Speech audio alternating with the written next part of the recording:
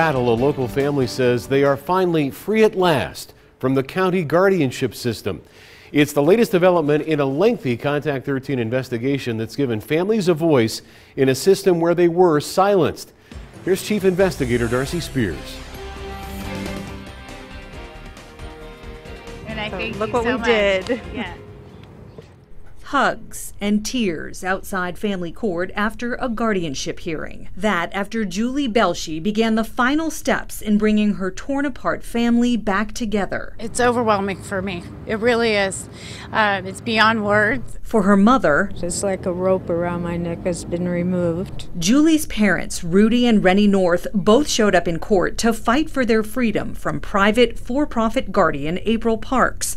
Parks had previously been suspended from her control over the Norths, but Judge Cynthia Diane Steele made it permanent in a Thursday afternoon hearing. I'm not saying that they need anything immediately as far as a guardian is concerned. So I'm continuing. Parks was originally granted guardianship by hearing master John Norheim, who's no longer allowed to hear guardianship cases since Contact 13 exposed his questionable actions on the bench and lack of oversight.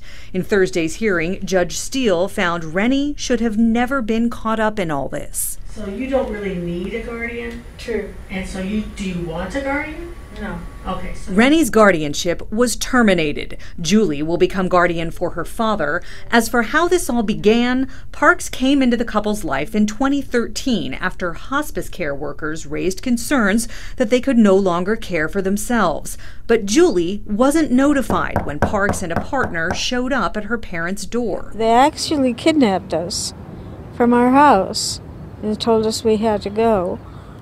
Otherwise, they were going to call the police, they were going to call the fire department, they were going to lock us up, and, I was frightened. I'm sorry they feel like they're afraid of me, but I know that I've never done anything to make them afraid of me. That was back in May when we first reported on the North's case. In that story, we exposed Parks double-dipping, overcharging, and misusing the couple's money. The money that is spent by April Parks and some guardians is atrocious. There's no reason or rhyme. You charge somebody $100 to open their mail, or you go visit them and you spend $180 to go visit them and you bring them a case of water. Rennie shared more concerns with the judge.